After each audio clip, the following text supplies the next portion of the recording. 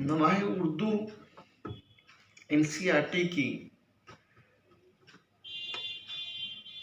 दर्जन नहुम की किताब में यूँ तो बेशुमार मज़ामीन हैं, मगर इन मज़ामीन में एक बहुत ही खूबसूरत मज़मून है जिसका नाम है नज़ीर अहमद की कहानी, कुछ मेरी और कुछ उनकी ज़ुबानी। मिर्ज़ा फ़रहत अल्लाह बेग ने इसे लिखा है। मैं Ashraf Hussain Muallem Urdu high school फरमसिया आपके सामने ये कहानी, ये मज़मून लेके आया हूँ।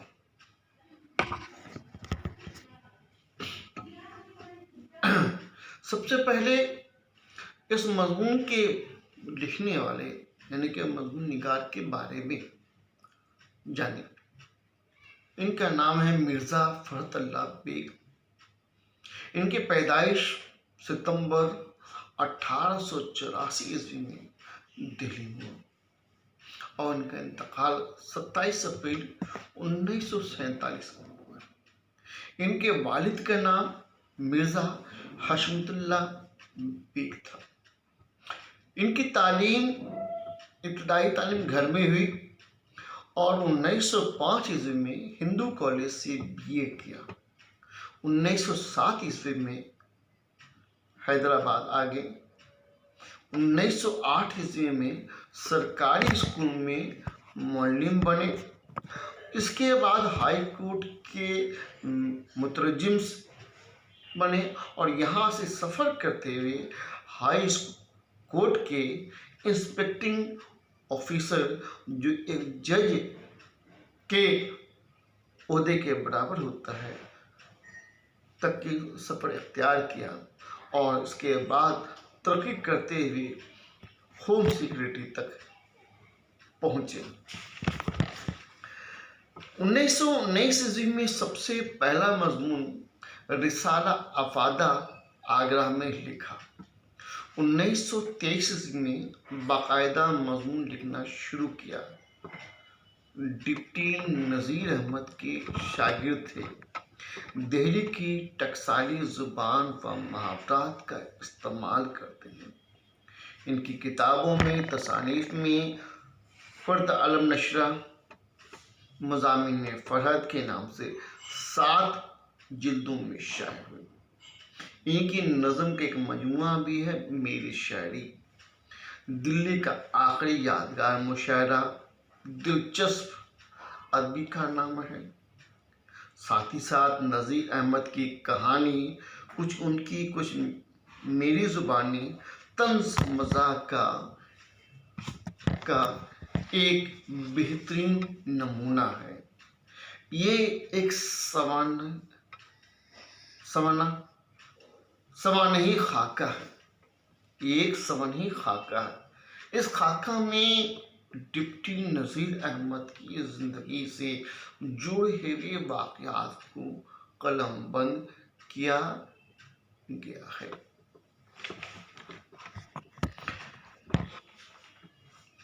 अब एक बात यहाँ पर मुझे कहनी है कि मैंने अभी एक लफ्ज़ का इस्तेमाल किया, खाका। तो खाका क्या है? तो खाका में ये एक नसर सिर्फ है और इसमें मज़मून निगार या खाका निगार एक शख्स के बाहरी औसाफ, बाहरी खूबियाँ जो उसे दिखाई देती है, उसको वो बयान करता है। ये खाका को अंग्रेजी में स्केच भी कहते हैं। तो शख्स की जो सामने जो खूबियाँ हैं, उसका जो सूरत है, उसका रंग है, उसका डीप डॉल है, उसके बात करने का तरीका है, वो सभी कुछ इसमें। खाके में बयान देते हैं। मगर ये कुछ एक अलग खाका सवानी खाका है, और जिसके खाका है वो इस मुसन्निफ के उस्ताद गिरामी है, डिप्टी नज़ीर अहमद। उर्दू में कि नावल में या नावल निगारी में आपका एक बहुत बड़ा नाम है। यहाँ उनसे ही जुड़ी हुई बातें हम पढ़ने जा रहे हैं। नज़ीर की कहानी कुछ मेरी और कुछ उनकी ज़ुबानी, तो लाज़िम सी बात है कि यहाँ दो तरह की बातें होगी कि उनकी कहानी मेरी कहानी है जो मैंने देखी है, और कुछ बातें जो उनके ज़ुबान से सुनी है, तो वो भी इसमें रकम है जमा है। अपने उस्ताद गिरामी नज़ीर साहब के बारे में फर्ज साहब कहते हैं, उनका हुलिया बयान करते हैं कि इनका रंग ये सांवला था मगर रूखा था, और कद खासा ऊंचा था, इनके लंबे थे मगर साथ साथ ये चौड़े भी थे, और इस चौड़ाई की वजह से उनकी लंबाई जो है वो कम दिखाई पड़ती थी। बदन जो है थोड़ा सा गुदगुदा जैसा था, या कहें कि मोटापे की तरफ कुछ माइल भी था। नज़ीर साहब बचपन में वर्जिश का शौक रखते थे, और वर्जिश करने के छोड़ देने के बाद बदन जो है वो अलग ढीला ढाला सा हो जाता। यहाँ नज़ीर साहब के बारे में कुछ और भी बताते हैं, जिसके बारे में नज़ीर साहब ने यानी कि डिप्टी नज़ीर अहमद ने खुद बताया था कि कहते हैं कि हम लोग बहुत गरीब थे, न खाने को रोटी न पहनने को कपड़ा था, मगर तालीम का बहुत शौक था। इसलिए फिरता फिरता पंजाबियों के कटरे के मस्जिद में आकर ठहर गया। यहाँ के मौलवी साहब बहुत बड़े आलिम थे, उनसे पढ़ता।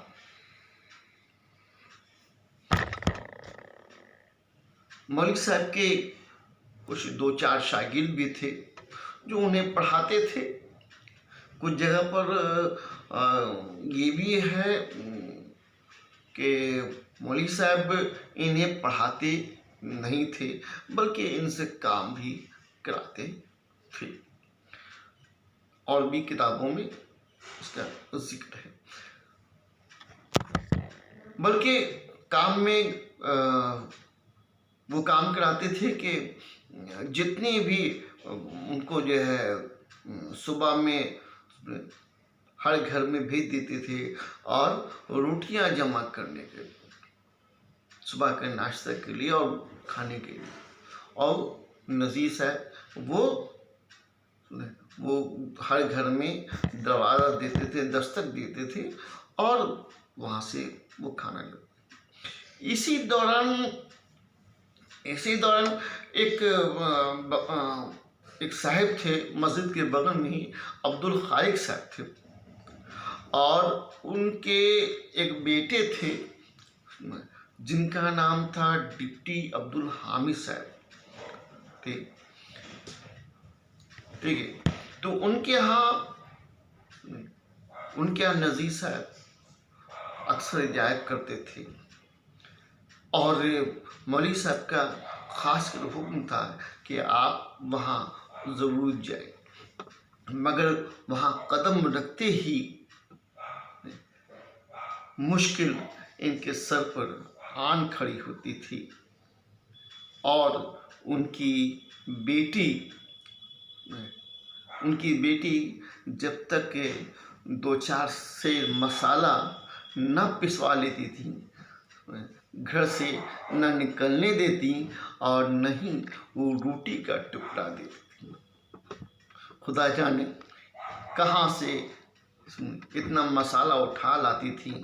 पीसते पीसते हाथों में गट्टे पड़ जाते थे और जब हाथ रुका तो वो बट्टा से उन्हें मारती थी, बट्टा से मारती थी। और इन्होंने मौलवी साहब ने, नज़ीर साहब ने इसकी शिकायत मौलवी साहब से कई बार की कि हम मेरे साथ इस तरह की मुसीबत होती है और जो झेलनी पड़ती है। मगर मौलवी साहब अपनी ज़िद पर अड़े रहे और नज़ीर साहब वहाँ हमेशा जाते रहे। आपको जानकर ये हैरत होगी कि ये लड़की बाद में नज़ीर अहमद की शरीके हयात, नज़ीर साहब की शरीके हयात और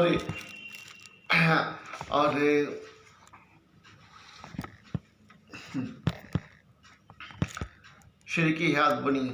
और वो अपनी बेगम को अक्सर जो है अपने हाथों की निशानात को बेगम को दिखाती थी और कहती थी, यह आपके मोहब्बत की, प्यार की निशानी है जो मेरे हाथों में नजर आती है। अब एक और बात यहाँ पर रकम की गई है, लिखी गई है, जमा की गई बात ये कि नज़ीर साहब जो यहाँ मौलवी साहब के यहाँ पढ़ने